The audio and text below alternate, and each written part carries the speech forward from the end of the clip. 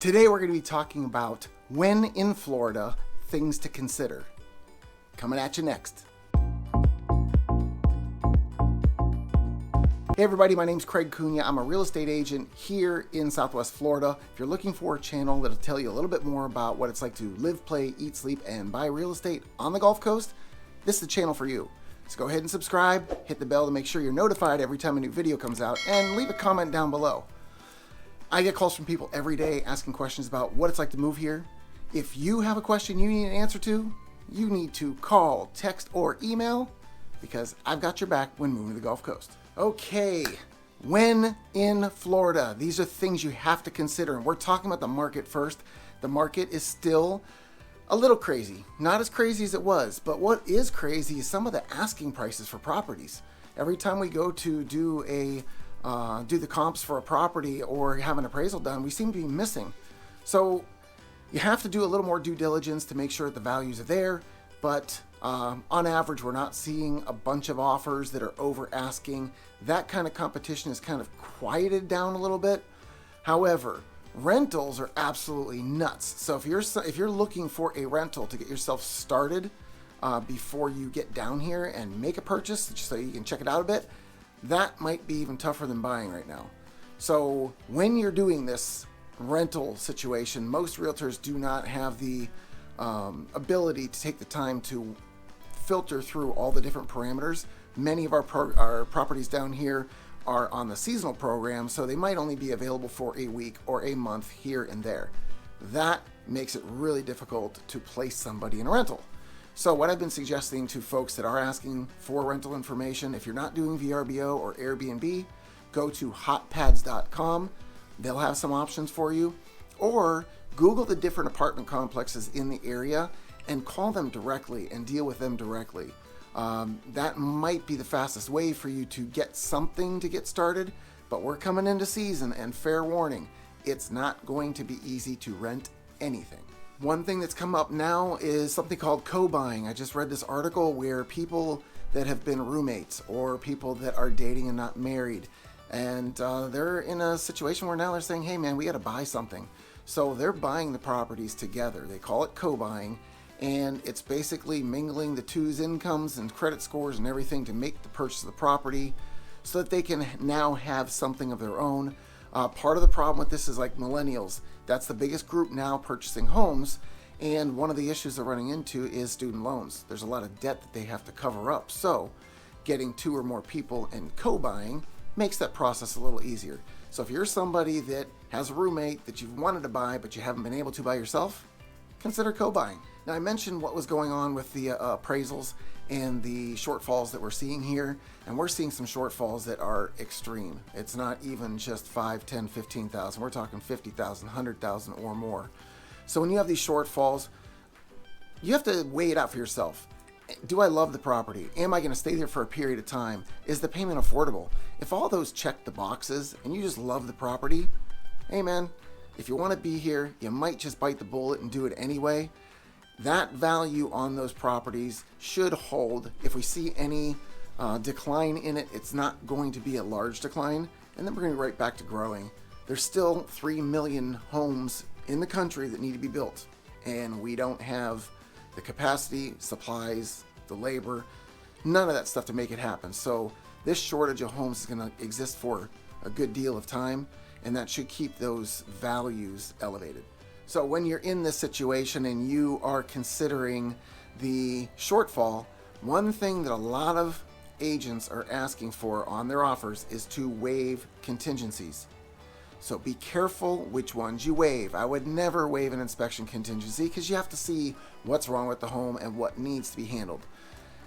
If you waive the financing contingency, it's basically like a cash offer. And if you waive the appraisal, that means those shortfalls you're covering with your cash regardless, or you could lose your deposit. So be very, very careful when waiving contingencies. Speak to your trusted advisor about whether it's a good idea or not, and have them pull up the comps themselves and get a better evaluation on what's going on and see if it's truly a situation you even want to delve into. A couple things I want to touch base on with the fact that this is, again, the waterfront wonderland here in Cape Coral, and even Fort Myers has a number of water access points along the river and down by the beach. So if you're somebody that's into boating but you don't live on the water, you do have another option. There are a bunch of boat ramps in the area. Now, some of these boat ramps, you can actually get a sticker, this blue sticker that I have on my truck. It allows you to park at these boat ramps. Now, when you put the boat in, there is no launch fee. So the launch fees, I've heard that exists in other areas of the country. We don't have them here, but we have parking fees. So if you don't have that sticker, you could pay $10, $15, or even $20 per day to park in these lots. So if it's an area that does take the blue sticker, there is a chart and a map that shows where that's accessible. You can put your boat in, park it, you pay $60 for the year, and you're done. You could do that as many times as you want, no extra fees. So consider that if you're not going to be on a Gulf access property. While we're talking about fees, if you bring a vehicle here and you're registering for the first time, it's $225 to take care of that. That's getting the plate and everything else that'll get you set up, but $225. Renewals are nominal. You can do them annually or do them every 2 years. That fee is relatively low. If I'm remembering correctly, it's within $30, maybe $50.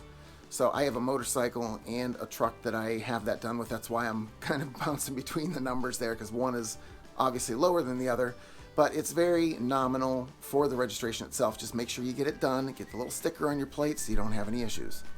The other thing you want to do, make sure you get that darn transponder. And I went down there the other day. I just switched out the vehicle that I drive because the boat's coming next week. Yay!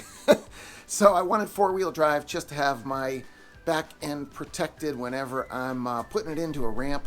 But the one thing that I realized is the transponder is a sticker on my window. So I pulled it off the old truck thinking, hey, I'll use it temporarily until I get down there, because this month is crazy busy, because this is the month that everything switches over. So there's lines out the leeway office.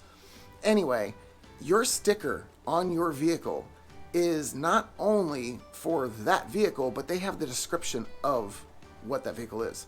So if you think you're going to take a transponder, because I have one for my motorcycle, I thought, hey, I'll use that in the truck until I get it changed. Well, guess what? That's a motorcycle transponder, so the fee is different for that. The other thing is they have a vehicle description for every transponder. So if you have a red Chevy Blazer that it's attached to, and you go flying through in a Ford F-350 that's black, not the same vehicle. They could end up nailing you for that and fining you for moving the transponder to another vehicle. So get it set up for each vehicle. It's well worth it. There's a discount for using it. And that new administrative fee of $3 that gets tacked on every time you go through, that's going to get expensive. Okay, a little bit more about fees. If you're going to be paying utilities, you can pay them online. There's no need to fill out checks and envelopes and stamp them and lick the envelope and mail it. We can do it all online. So you can go to capecoral.net. You can go to cityfortmyers.com. And if you're going to be doing the registration, the renewals, you can do that online as well, and they'll just mail it to you. You put the sticker on yourself, but that's at leetc.com. I will have all of those links down below so that you'll have access to it when it comes time to be needed. I'm going to briefly touch on something that came up the other day with one of my clients, and we're asking about nightlife in the area. As you know, I live in Cape Coral. My business is between Cape Coral and Fort Myers for the most part. I will go all the way up to Punta Gorda, Port Charlotte, and down into Naples. So I cover the whole area, but the prime part of the business is between Fort Myers and Cape Coral. In those areas, you're going to find some things in Fort Myers you're not going to find in Cape Coral, and one of them is really the nightlife. You do have some things, and there's events going on all the time in this area, whether it's farmers markets or music walks or art walks. They have this bacon fest. They have all these other types of things, pub crawls and whatever else. So lots of events going on. The bike nights are everywhere as well. But if you're looking for just that night, just for a night out on the weekend, you're probably going to end up at downtown Fort Myers, or you're going to end up down on Fort Myers Beach. That's just where the most activity is. They are different though. Downtown Fort Myers, there's a courtyard where sometimes they play live music. Space 39 is there. Again, they have live music there, normally piping out into the courtyard, so it's pretty cool. Downtowner Pizza's right across the courtyard, so get yourself a bite to eat while you're there too. But it's just a nice ambiance. There's a lot of small bars that have live music there. So if that's your vibe, if that's what you're looking for, you're going to find it there. Down on the beach, you just get the salt air, you get the breezes, and again, live music. The Cottage is one of my favorites. It's a nice, quaint beach house kind of a feel, right on the beach, live music, and usually a ton of activity. It's going to get slammed, I think, this year with people coming back for season. The other place on your way to the beach is Doc Ford's. They play live music there as well. It's normally Sunday throughout the day, and you'll see this place jam-packed with people. The crowd tends to be a little older. They tend to really enjoy the music, and that dance floor will be jammed. So if that's what you're looking for, Doc Ford's, just before the beach. A couple tips of things you may want to consider. Moving to Florida is very different than most every other state, just mostly because of the heat. And that's the summer months, because obviously throughout the rest of the year, it's absolutely gorgeous. But those summer months, there's usually about 5 of them that get pretty warm. August, September can be some of the warmest. So a couple things you want to have. Get an insulated grocery bag. They're relatively large totes that are insulated. So if you go to the store and have ice cream and meats and dairy products, things like that, and you stick it in there, they're going to hold up much better on the ride home, or if you have to make a stop on the way. Another thing is that sunshade that goes in your windshield. I know, where you live, it might not matter, but if you don't put that in, and you have, especially if you have dark interior, and you touch that steering wheel or dash or anything else after it's been sitting in the sun for a while, not going to be good. You may not even be driving off because that steering wheel is so hot.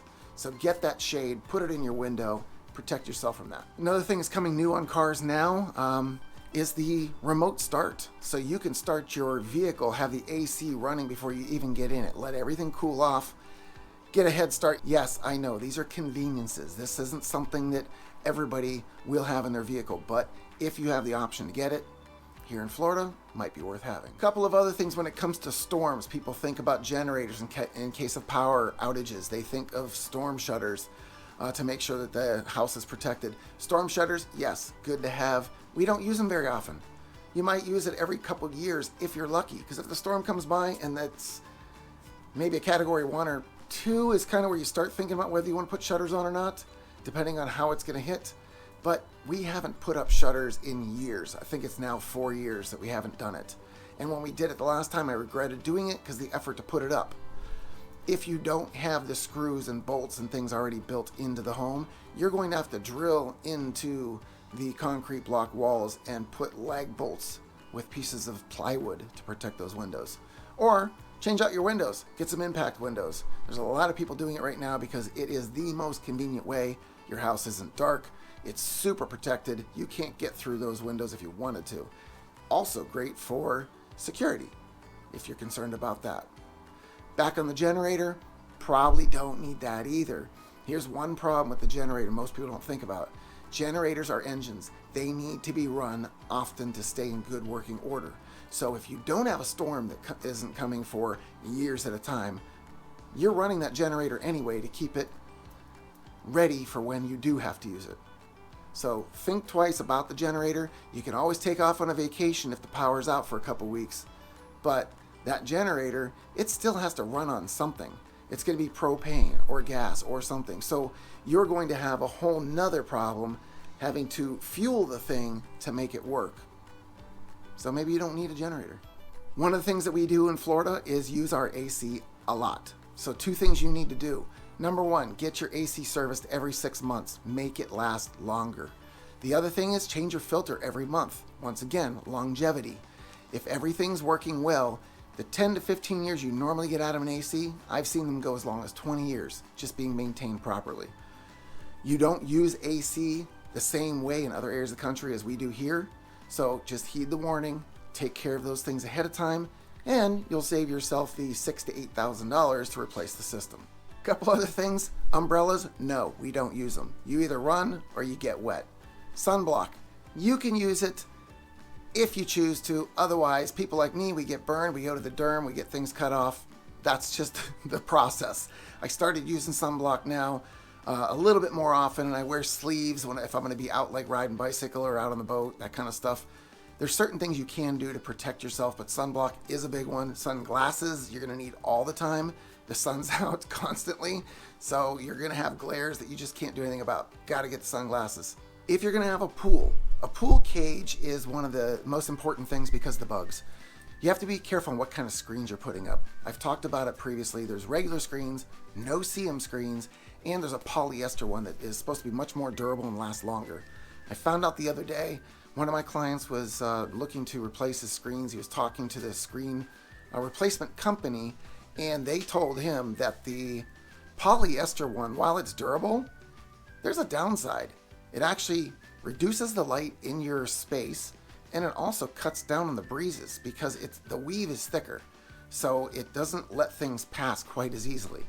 The no-see-um one, as you can imagine, is built to keep out the no-see-ums. A lot of people don't like those guys. They do bite, they bite hard, and you're going to be itching for a few days if you have those bites.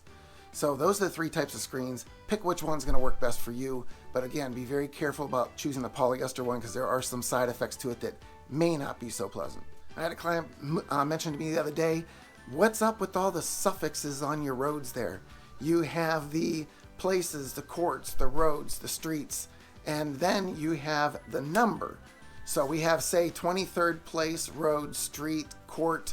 Yeah, it gets redundant. And there's many, many, many of them. So pay very close attention to two things. If it has a prefix of NW, SE, SW, make sure you're seeing the direction you're supposed to be in. Which quadrant are you supposed to be in? That's number one. Number two is it place or avenue or court or road? Because that too is going to put you in the wrong place. You might have drove 15 minutes out of your way because you put in the wrong suffix on the address. When it comes to your home, there's a couple other things you can do to preserve things and cut down on the expenses, have better efficiencies. Dual pane windows, or as we mentioned, the impact windows, they're going to insulate well. It's going to keep your bills down, your electric bills, for cooling your home. The other thing, make sure you're painting your home every probably 5 to 7 years. And there's more of a reason for it down here. We get so much rain in the summertime. You want to have that barrier, that water barrier from these block walls. Block walls will tend to absorb moisture. The only way you can stop it is by painting. It provides that layer of protection. It's a water repellent, basically. It's keeping the water out of the block. You're not going to have issues. Once you start to have water coming in the home, now you're going to be thinking about things like mold and just nasty stuff that you don't want in your home. So do that to ensure that you're protecting your home. Another thing you may consider for your home is lawn service. Lawn service is relatively important because in those summer months when it's really hot, it's not just hot. With all the rain, the grass grows very fast. And you will end up cutting the lawn at least once a week, if not twice a week in some cases. Also, your bushes and trees, they're going to need trimmed. Well, these lawn services, they'll do the trimming, I believe it's once every quarter, and they do the mow once a week. They'll come in, they'll be done, they'll be in and out of a standard size lot within 30 minutes. It's a team of people. They whip it out pretty quick. It's $80 to $100 a month roughly.